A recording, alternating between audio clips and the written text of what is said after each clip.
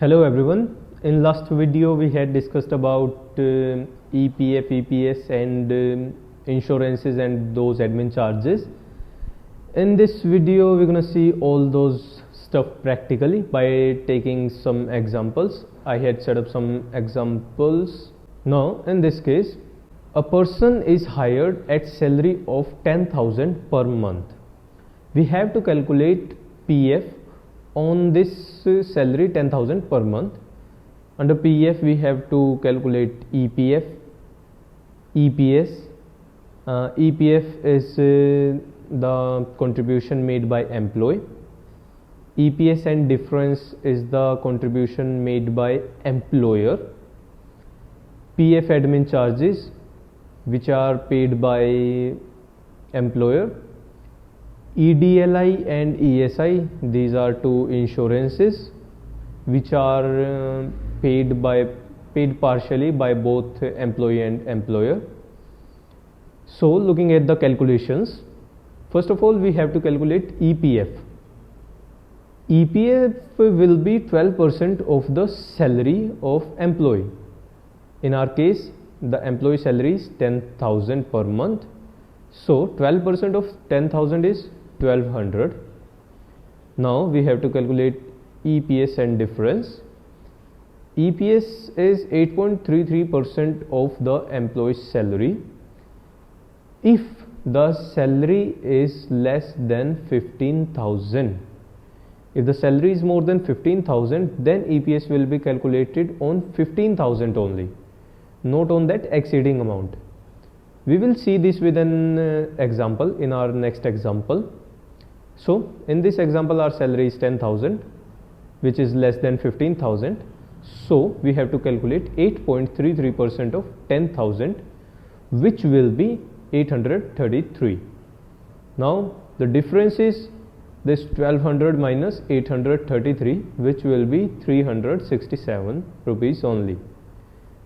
Now saving in PF account will be, saving in employees PF account will be this 1200 plus 833 plus 367 in total will become 2400. He will save up to 2400 in his PF account which he can redeem after leaving his job or while the time of retirement. Now fourth is PF admin charges. These are the charges paid by employer. The charges are 0.5% of employee's salary. Employee salary is 10,000. So 0.5% of 10,000 is 50 rupees only. Now let's look at that insurances. We have two insurances, EDLI and ESI. EDLI will be calculated 0.5% of employee's salary. And here is also the same case. If the employee's salary is less than 15,000, then 0.5% of employee's salary. But if the employee's salary is more than 15,000, then EDLI will be calculated only on 15,000, not on that exceeding amount. We'll see that in our next example. But in this example the employee salary is only 10,000. So we have to calculate 0.5% of 10,000 which will be 50 rupees only. Our next insurance is ESI. Before calculating ESI we have to see that if employee salary is not exceeding 21,000, ESI will be calculated only in the case if the employee's salary is less than 21,000. If the salary exceeds 21,000, then ESI will not be calculated. But in this example our salary is 10,000 only, so we have to calculate ESI on this 10,000. 3.25% of ESI will be paid by employer. 3.25% of the salary. Our salary is 10,000 and 3.25% of 10,000 is 325 only, and 0.75% is paid by the employee. So 0.75% of salary is 75 rupees only. So this amount will be deposited in the PF account of the employee, These are the admin charges which are paid by employer, not by employee. And these are EDLI charges which are also paid by employer.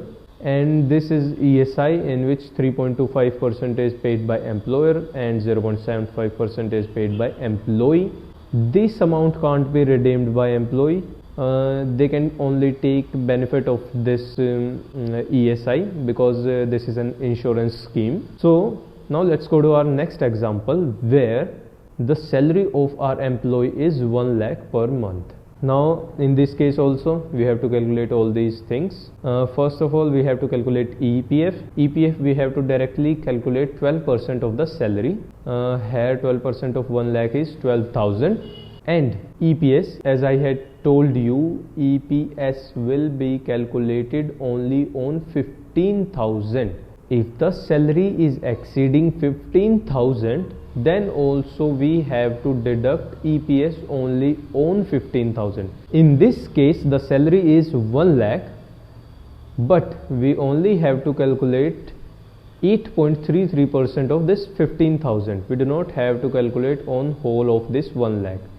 So 8.33% of 15,000 is 1,249. And the next is difference.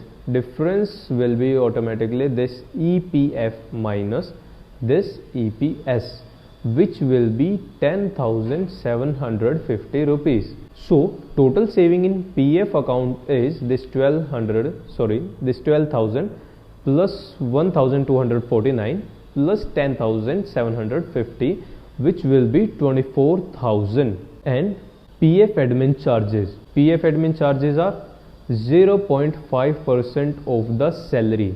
In our case, salary is 1 lakh and 0.5% of 1 lakh will be 500 rupees only.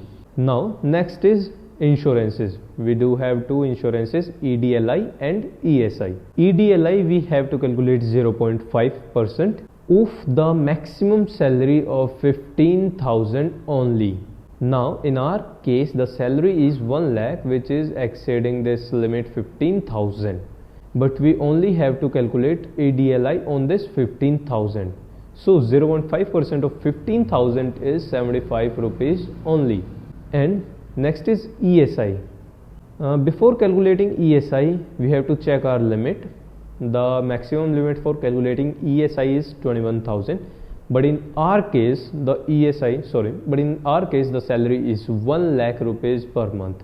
We do not have to calculate any ESI on this in this case, so the ESI will be 0 only. So this is all about the calculation of PF.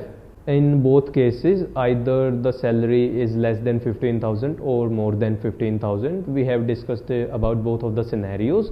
In next video we're gonna see how you can practically make data of employees and file that data on the government portal and deduct PF amount, pay the fees. I'm gonna show you with an live example with the real data, so stay tuned with us. If you like the video and you found the video helpful, so please like and subscribe the channel. See you in the next video.